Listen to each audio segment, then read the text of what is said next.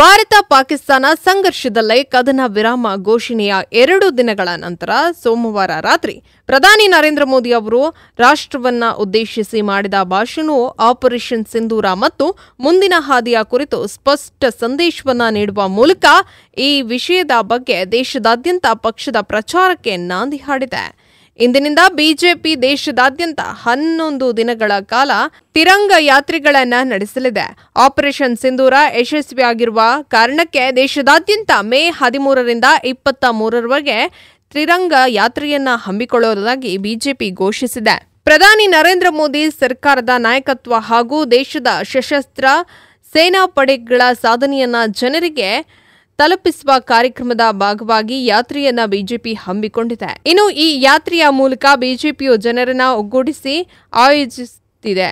ಈ ಯಾತ್ರೆಯನ್ನ ಬಿಜೆಪಿಯಲ್ಲಿ ಹಿರಿಯ ನಾಯಕರು, ಕೇಂದ್ರ ಸಚಿವರು ಹಾಗೂ ಕಾರ್ಯಕರ್ತರು ಯಾತ್ರೆಯಲ್ಲಿ ಭಾಗವಹಿಸಲಿದ್ದಾರೆ ಎಂದು ಬಿಜೆಪಿಯು ಕೂಡ ತಿಳಿಸಿದೆ. ಕಳೆದ ಭಾನುವಾರ ರಾತ್ರಿ ಬಿಜೆಪಿ ರಾಷ್ಟ್ರೀಯ ಅಧ್ಯಕ್ಷರಾದಂಥ ಜೆಪಿ ನಡ್ಡಾ ಅವರ ನಿವಾಸದಲ್ಲಿ ಸಭೆ ನಡೆದಿತ್ತು. ಈ ಸಭೆಯಲ್ಲಿ ರಕ್ಷಣಾ ಸಚಿವ ರಾಜನಾಥ್ ಸಿಂಗ್ ಮತ್ತು ಗೃಹ ಸಚಿವ ಅಮಿತ್ ಶಾ ಸೇರಿದಂತೆ ಪಕ್ಷದ ಉನ್ನತ ನಾಯಕರುಗಳು ಕೂಡ ಭಾಗಿಯಾಗಿದ್ದರು. ಆಪರೇಷನ್ ಸಿಂಧೂರದ ಬಗ್ಗೆ ಪಕ್ಷದ ಹಿರಿಯ ನಾಯಕರು ಚರ್ಚೆಯನ್ನು ನಡೆಸಿದ್ದು, ಭಾರತೀಯ ಸೇನೆಯ ಸಾಧನೆ ಹಾಗೂ ರಾಷ್ಟ್ರೀಯತೆಯ ಪಕ್ಷ ಯಾವಾಗಲೂ ಜೊತೆಗೆ ನಿಲ್ಲುತ್ತದೆ ಎಂಬ ಬಗ್ಗೆ ಚರ್ಚೆ ಕೂಡ ನಡೆಸಿದ್ದಾರೆ. ಅಲ್ಲದೆ ಪ್ರಧಾನಿ ನರೇಂದ್ರ ಮೋದಿ ಅವರು ಈ ವಿಚಾರದಲ್ಲಿ ಮುನ್ನಡೆ ಸಾಧಿಸಿದರು ಎಂದು ಪಕ್ಷದ ಮೂಲಗಳು ತಿಳಿಸಿವೆ.